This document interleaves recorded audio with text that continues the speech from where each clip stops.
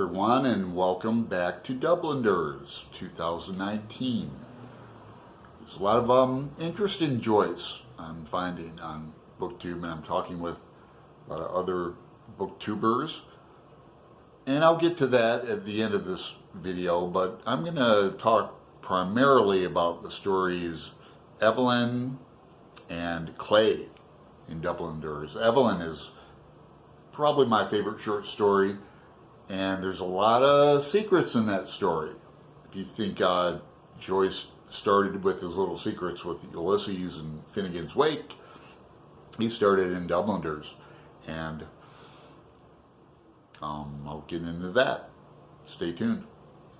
I'll save all that for the end, but so I was thinking, like, Dubliners, consider it back in the day to be a concept album of short stories.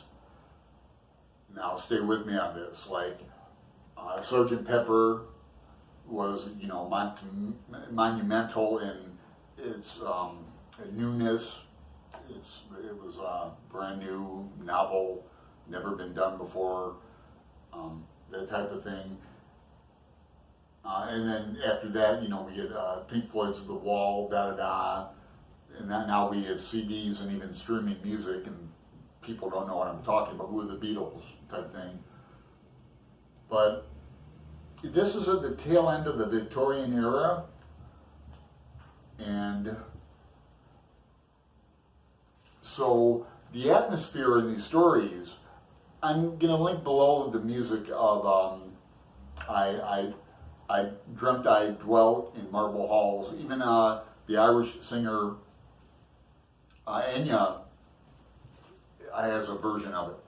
So it's only a few years old. And that tune will stay with you. It kind of haunts you. I'll get into that in regards to the story. I wish I could have pasted it into this video, but you'll have to click on it. Yeah, so Evelyn is how I pronounce it. Now, let me know in Dublin, is it Eveline or Eveline, Eveline, could be Eveline, but we don't make, we get down to the nuts and bolts, and we're Joyceans, and there's a need for that on BookTube I'm going to get to. I'm going to link below to this article on the 14 famous short story collections.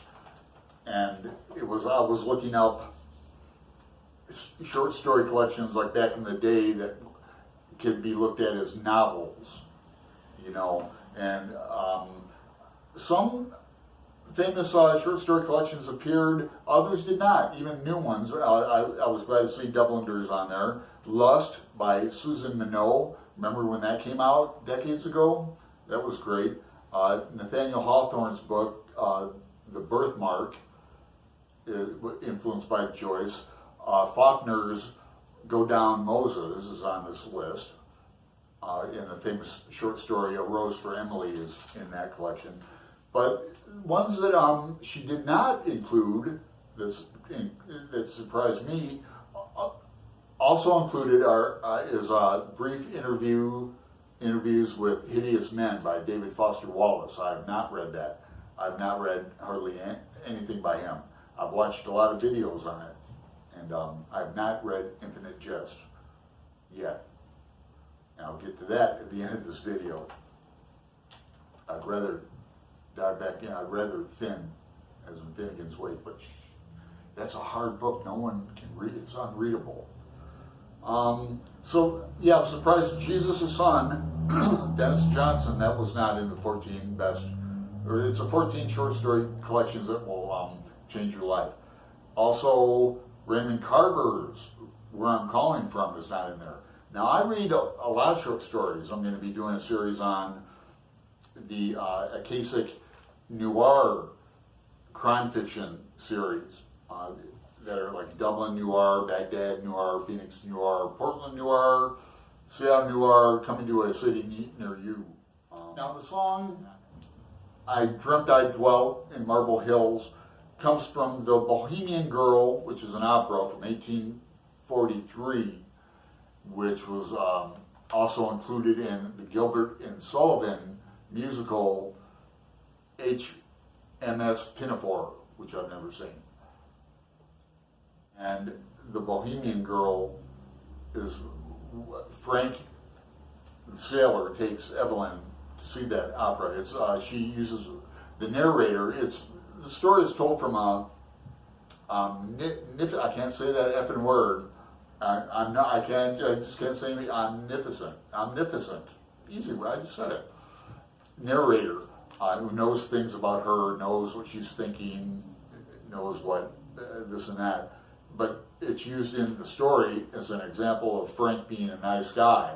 And Evelyn makes a list of pros and cons on why she should go and why she should not go. In the beginning of the story, the pros highly outweigh the cons in going. I mean, her father's become a drunk, her mother's dead, everyone's grown old around her, or dead. I mean, that's a theme in this collection, if you haven't noticed. Dead people. If they're not, and then a subsection of that would be dead priests. And so let me get to the dang story. It also kicks off the young adulthood section of the story. Evelyn is my favorite story in here, even because there's some Joycean secrets in here that are, like I was saying, I'll get to it. So yeah, her father also, when you pick this apart, she's telling about the stories of the Dubliners, the Waters, the Duns, Little Cough. That's how you pronounce that, cough. Little Cough twice, that little kid. So in this family of 6 or more kids, there's only 2 left that talk to the father. So you read into that. Here's an interesting aside that I'm sure no one knows, that Blessed Mary, or Margaret Mary Alcock, and Ulysses Mulligan calls her Margaret Mary Alcock. And she was a weird one. She's a saint. She's canonized and that. But let's see. She was a visiting nun, and she was known for her self-mortification. She drank only drank water that the laundry had been boiled in. Let me say that again, because it relates to clay. Relates to clay. Because it relates to clay. This nun only drank water in which laundry had previously been boiled in. She preferred pus to tea. I'm not even going to go there, whatever that means. But she wrote The Great Revelations of Sacred Heart, where Christ made 12 promises to her. So, Sister Margaret Mary Alcott. In her home, she has shelter, food, she's employment. Although she would not cry many tears over leaving the stores. Once she's married to Frank, people will treat her with respect. She's young, she's only 19, but she fears sometimes the danger of her father's violence. But she worries about her father. He's growing old.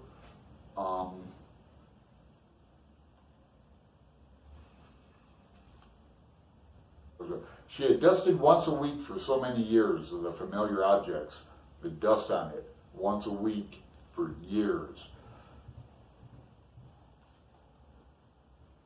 Perhaps she would never see those familiar objects again, which she had never dreamed of being divided. Yeah, this is a done deal. She's about to explore another life with Frank. She's going away with him on the night boat to be his wife. She's gonna live with him in Buenos Aires. There's a home waiting for her. Now she remembers first meeting him, and he's got a lot of tales of Straits of Magellan, and what else we got?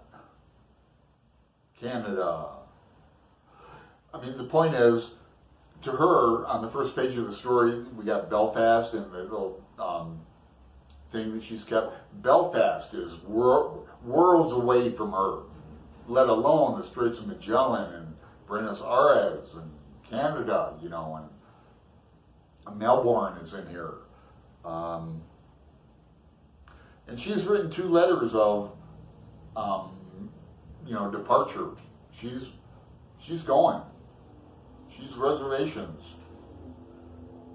in 2 different ways. She's got reservations to go and reservations to stay.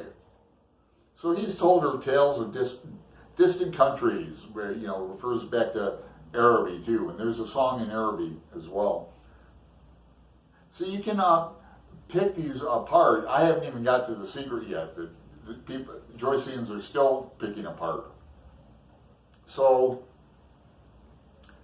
anyhow, we've got, let's see, okay, like this thing with Frank. Her father knows about sailors, doesn't like Frank. And there's a point to that, you know, she doesn't know Frank all that well. He's living in the boarding house, hint, hint, reference to the story of boarding house, over on Richmond Street. The main road is Richmond Street, going back to Araby. So yeah, what's this dude living in a boarding house? He's got all these tales and sounds good. No sailors, woman in every port. Evelyn's a 19-year-old Irish, you know, Catholic woman. Barely a woman. And her bigoted father, damn Italians coming over here, you know, the immigrants still going on in Ireland. Her father was becoming old lately, she noticed. He would miss her. Evelyn has duties. Her brothers. Let's just get right into this then. The part about her mother on deathbed and that. Now this goes back to a portrait in Stephen Deadless, and I'll be commenting on it at Strip Covered Lit. Those guys are doing a good job. Their first time reading portrait, I applaud them. So let's get to the little pronunciation of Duraven Suram. Her mother has been saying this gibberish. What does it mean? Good question. What does it mean? There's a good article in the James Joyce Quarterly from, did I make a note of that somewhere? From, I think, 1994. Oh, here we go. Yeah, fall 94.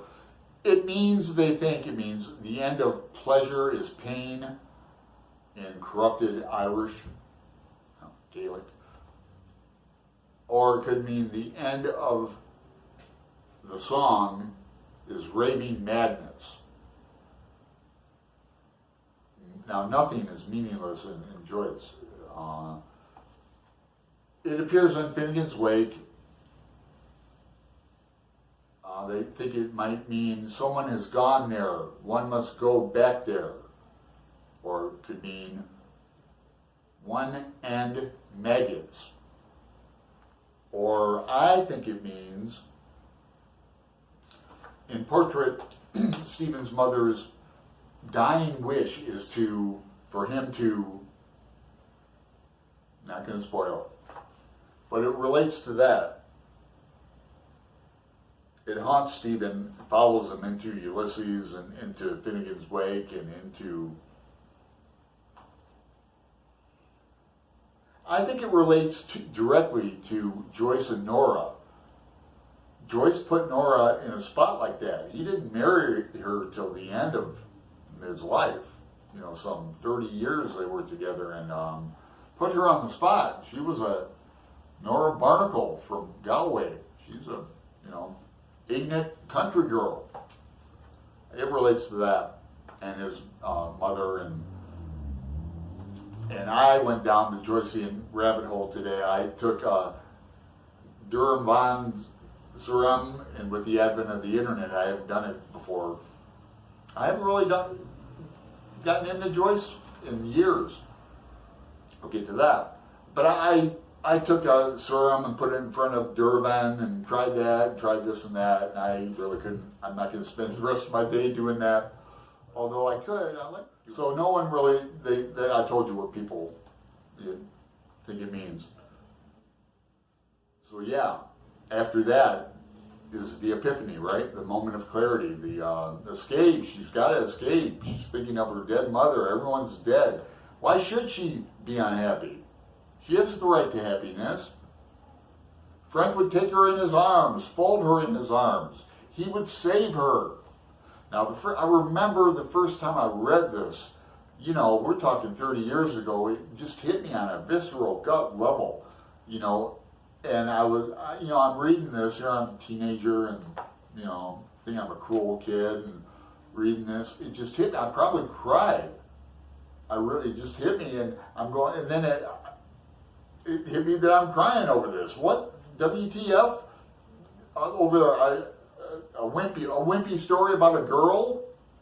But it hit me, and it's one of my favorite stories, and it, I have then there's those address or dots or whatever you have that separate the text.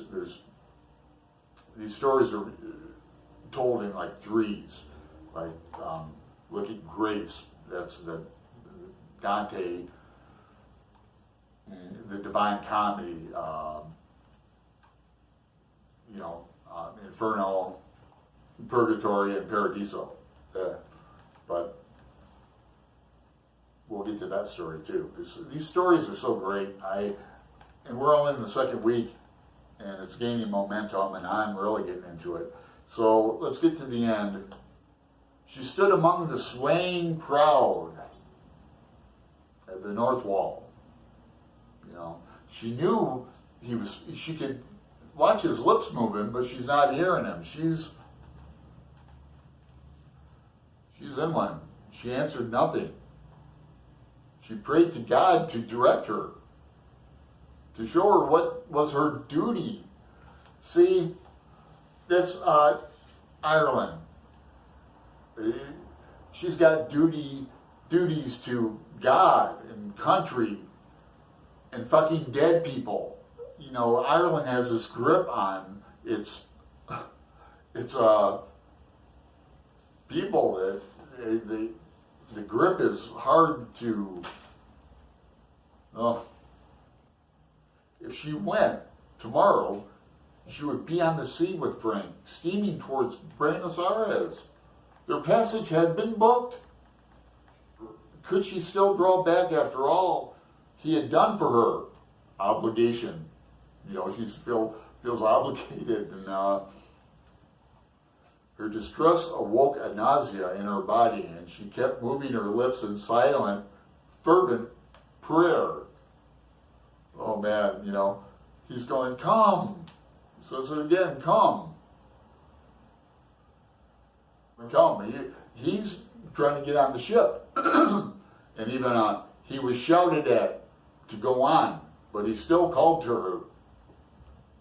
Evelyn, Evie, paralyzed much? Oh my God, this video is getting too long, but poor Evie, she's going to end up just like Maria. And that's not necessarily a tragedy in the Shakespearean sense of a tragedy, but Evelyn's going to end up like Maria in clay, isn't she?